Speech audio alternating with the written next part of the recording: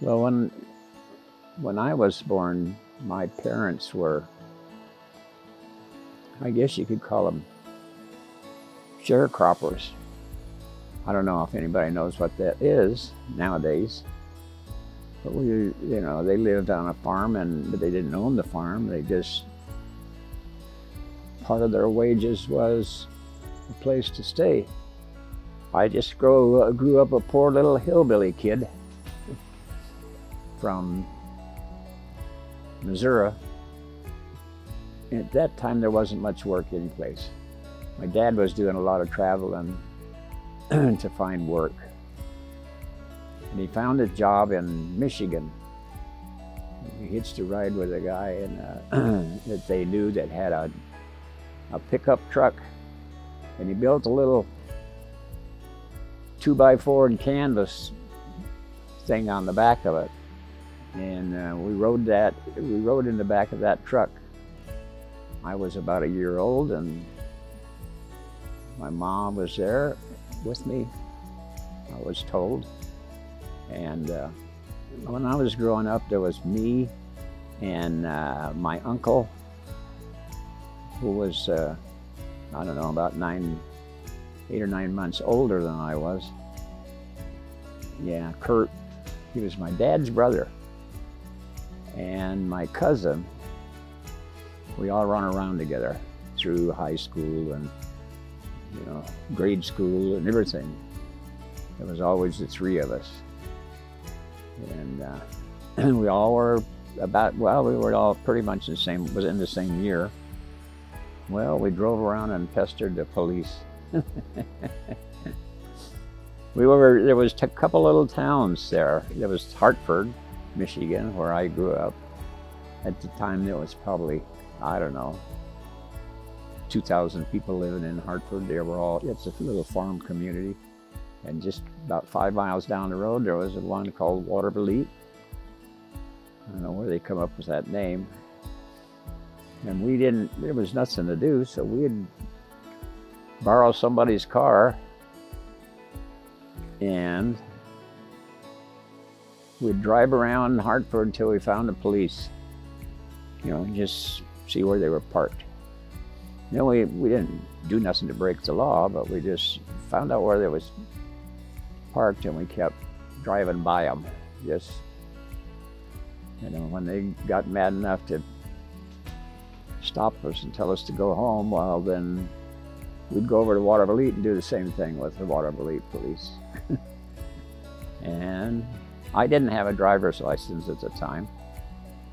I was just barely 18, but I didn't have a driver's license because of birth certificate issues and stuff. And so we'd borrow my dad's car with the idea my cousin was driving. Well, as soon as we got out of sight of the house, I would drive. And one time we were racing from church. My uncle was in his car with his girlfriend. He took a different route, and he was going to try to beat me. Well, I was going to try to beat him on the other route until I hit this flat curve on a country road, and the car, I was just going too fast. And it turned around in the middle of the road, dry pavement, it turned around, and when it come around and hit the shoulder of the road, it just rolled up on its side. It didn't hurt nothing. There's a cable guardrail, old-fashioned cable with strung between railroad ties as a guardrail, and that guardrail just made a ridge in the top of the car where it caught the car, and it just sat there. We just climbed out. Of course, there was no cell phone in them days. You had to go find a phone and call my dad, and he still thought Harold, which is my cousin, was driving. And when the police got there, that's what we told them, that Harold was driving. So he made it a ticket for Harold driving too fast. Between the time we had the accident and and they got the tickets straightened out. I don't know, I had a birthday in there somewhere, and we decided to come clean. I was interested in airplanes all the time. I liked airplanes. The P-51 Mustang is probably the prettiest looking and prettiest sounding airplane they ever built, and still is. But anyway, I joined the Air Force because I figured, 4 years in the Air Force, I'd be 22 when I got out, because I was 18 at the time, and I'd have some sort of career, some sort of background where I could get a job, when I got out, and I'd be old. In them days you still had the draft, so I'd have my military commitment all taken care of. And well, I was sent to basic in Texas. Everybody goes to Texas. And when I got out of basic training, they sent me to Hill Air Force Base, Utah. And while I was here for about a year and a half.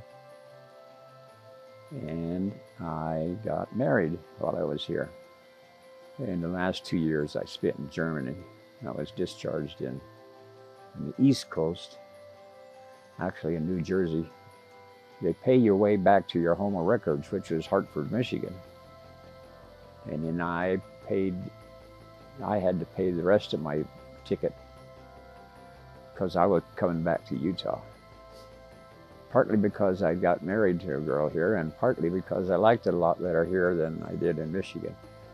I tried to get a job at Hillfield, and I kept finagling. My wife at the time actually worked up at Hillfield as a clerk, and I finally got out at Hill, and that's where I spent my whole working career, was at Hill Air Force Base. I was an aircraft mechanic to start, and then I was a supervisor in the aircraft production, or aircraft overhaul line, as you call it, I guess. And then after I retired from civil service, I was 55. I was too young to retire, so I went to work for Northrop Grumman. They had a contract at Hill Air Force Base to do a new job tracking system. My first wife passed away, and her name was June. In the meantime, I had had a heart attack, a full-blown cardiac arrest. So when the ambulance come to our house, they thought they was coming to pick me up. Everybody did in the neighborhood. But they wasn't. They coming to pick June up. And she didn't get past that. She didn't get past her blood clot. Well, just how helpful she was, I guess. She was always helping somebody. And I think the kids all knew it. The kids all knew that at the time I didn't go to church.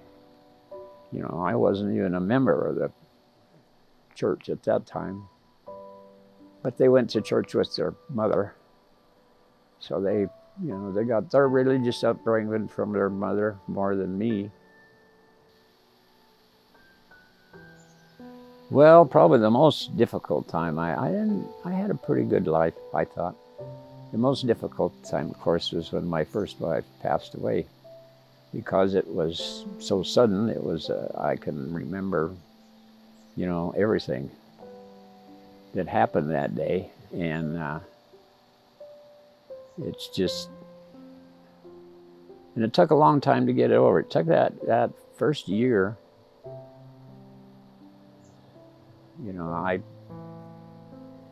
Until I met her, I thought that's all I could think of. What are you going to do for the rest of your life with that? Well, but she made it all better. This Diane made it all better. I keep thinking, standing up there at the pearly gates, waiting on this one to thank her. for taking care of me.